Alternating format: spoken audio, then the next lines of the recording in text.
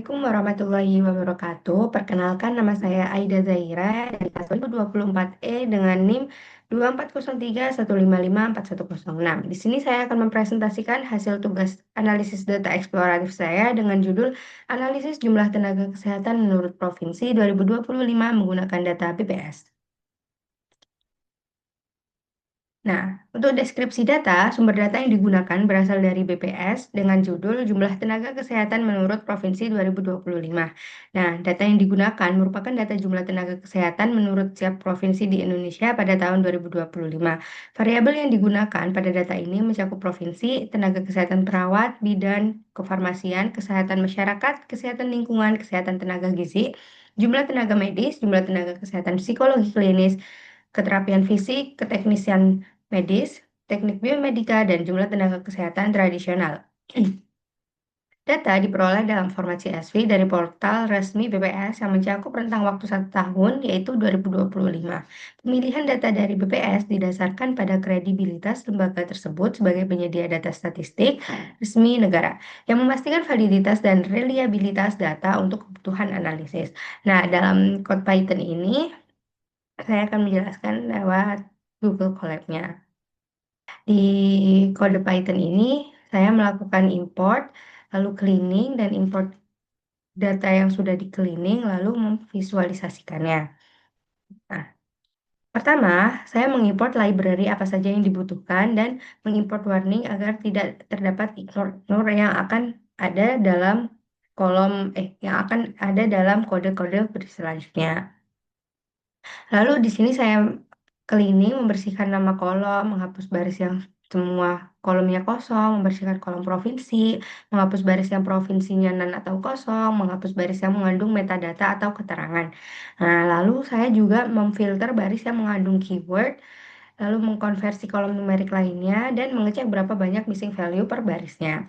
Nah, lalu di sini saya juga memvalidasi data Provinsi Indonesia, di mana validasi ini digunakan untuk memvalidasi tabel yang ada di file agar kolom provinsinya sama. Lalu memfilter hanya provinsi valid, menghapus duplikat, dan rename kolom. Rename kolom ini digunakan agar kolom tersebut tidak memiliki kalimat yang panjang, agar bisa disingkat dan enak dan mudah dibaca. Lalu membaca ulang data yang sudah dibersihkan, lalu karena terdapat kolom unnamed di data yang baru yang telah bersih, maka kolom unnamed tersebut harus dihapus. Lalu setelah itu, saya melakukan perhitungan total nakes setiap provinsinya. Yaitu saya membuat cost nakes dulu apa di mana kolom apa saja yang mau saya jumlahkan. Di sini saya mengambil perawat hingga tradisional dengan menghasilkan total nakes, contohnya Aceh, dijumlahkan dari perawat hingga tradisional dengan jumlah hasil akhir 623. Lalu di sini saya memvisualisasikan data tersebut menggunakan visualisasi heat map. Grafik multivariat yang saya ambil yaitu heat map. Dari data ini yaitu heat map korelasi tenaga kesehatan, 100% stick bar chart, lalu paralel coordinates. Analisis yang saya lakukan yaitu pada grafik heat map terdapat analisis heat map menunjukkan bahwa adanya variasi hubungan antar jenis tenaga kesehatan di setiap provinsi. Dalam grafik ada beberapa pasangan variabel yang memiliki nilai korelasi rendah hingga sedang hingga positif kuat. Nah, hal ini juga menunjukkan bahwa adanya ketidakseimbangan dalam penyebaran tenaga kesehatan yang berada di setiap provinsinya.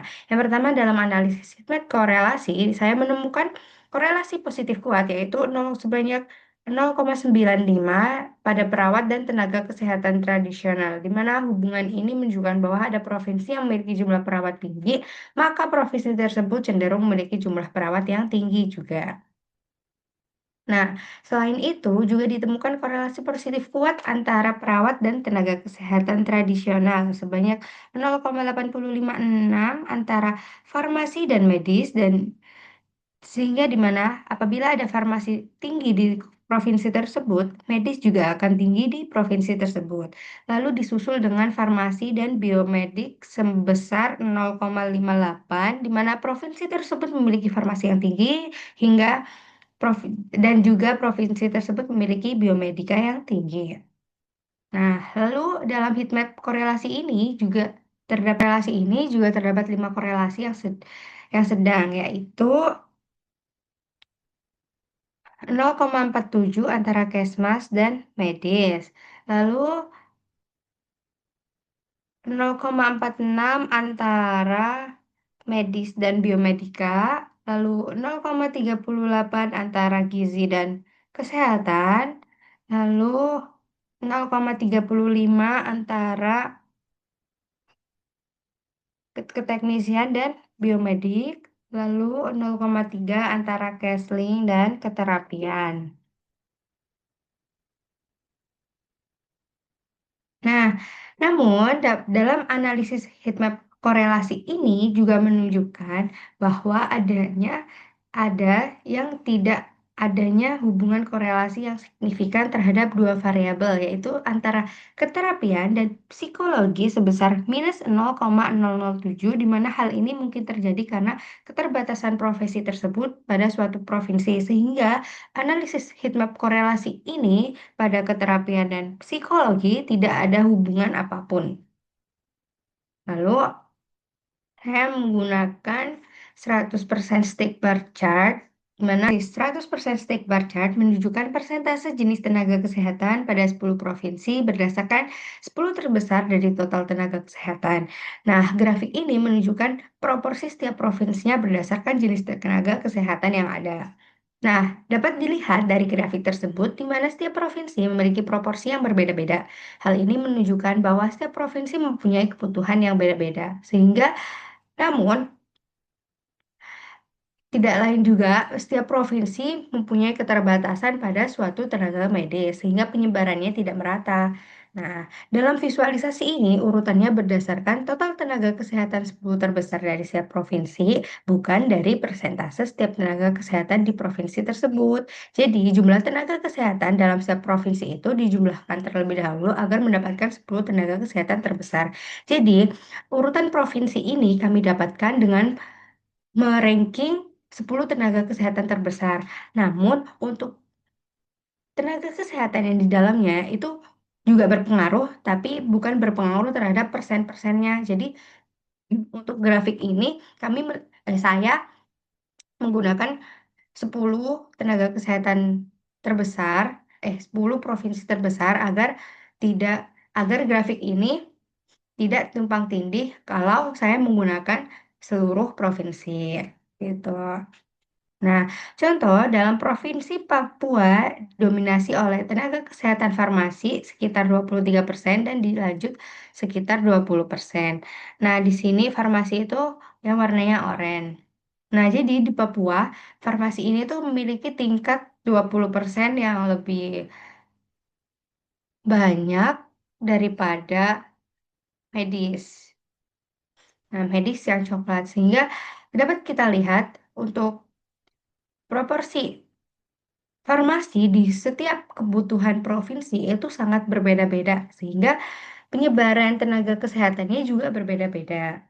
Nah, dalam visualisasi ini dapat dilihat bahwa jenis tenaga kesehatan antar provinsi tidak merata terhadap pembagiannya, sehingga diperlukan adanya distribusi tenaga kesehatan yang lebih merata pada setiap provinsi agar memiliki tenaga kesehatan yang ideal dan sesuai kebutuhan layanan kesehatan masyarakat.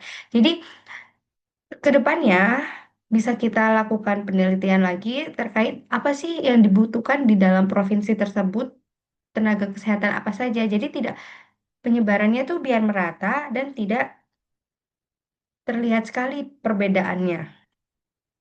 Nah, untuk visualisasi yang terakhir yaitu saya menggunakan parallel coordinates. Di mana parallel coordinates ini menggunakan seluruh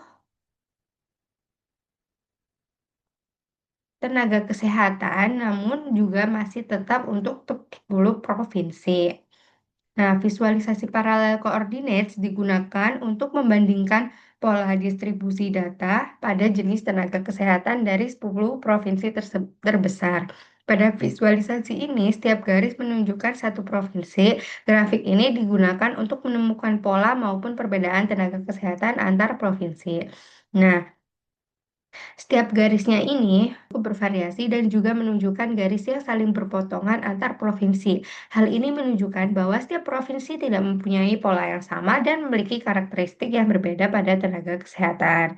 Nah, pada pola ini, jenis tenaga kesehatan ditemukan terdapat tiga tenaga kesehatan yang cenderung memiliki nilai tinggi, yaitu atau nilai yang memuncak. Di sini kita dapat melihat farmasi bahwa di setiap provinsinya itu kebanyakan mereka akan meningkat untuk tenaga kesehatan farmasi di setiap provinsinya. Lalu medis juga seperti itu akan meningkat di setiap provinsinya, meskipun terdapat beberapa provinsi yang di bawah, tapi kebanyakan terdapat banyak provinsi yang medisnya unggul. Lalu yang terakhir yaitu biomedika, di mana ini terdapat hanya satu provinsi yang biomediknya rendah, namun selain provinsi Kalimantan Tengah, setelah itu memiliki biomedika yang tinggi. Hal ini menunjukkan bahwa jumlah yang dimiliki besar dibanding jenis tenaga lainnya. Karena dapat dilihat juga seperti bidan, kebanyakan provinsi itu memiliki nilai yang rendah. Nah, sebaliknya, jenis tenaga kesehatan tradisional cenderung memiliki nilai rendah di seluruh provinsi yang ditampilkan di grafik. Hal ini menunjukkan bahwa jenis tenaga kesehatan masih terbatas. Nah, peringkat suatu provinsi tidak selalu unggul pada satu jenis tenaga kesehatan, namun juga dipengaruhi jenis tenaga kesehatan lainnya, sehingga garis yang bersilangan menunjukkan adanya perbedaan layanan kesehatan antar provinsi. Nah, di sini dapat saya simpulkan terkait tenaga kesehatan di Indonesia belum merata di seluruh provinsinya, karena mereka memiliki tenaga kesehatan yang lebih unggul pada satu tenaga kesehatan dibandingkan lainnya dengan tidak melihat kebutuhan yang ada, sehingga kedepannya apabila kedepannya bisa dimulai dengan lebih baik lagi, kita harus mengetahui apa tenaga kesehatan apa saja yang dibutuhkan masyarakat agar penyebaran tenaga kesehatan di suatu provinsi itu benar-benar ada yang sama. Jadi bukan yang sama di antara provinsinya, tapi seimbang antara kebutuhan masyarakat dan tenaga kesehatan yang diinginkan oleh masyarakat. Mungkin itu saja yang dapat saya sampaikan. Apabila ada perkataan yang salah maupun perbuatan, mohon maaf. Wassalamualaikum warahmatullahi wabarakatuh. Terima kasih.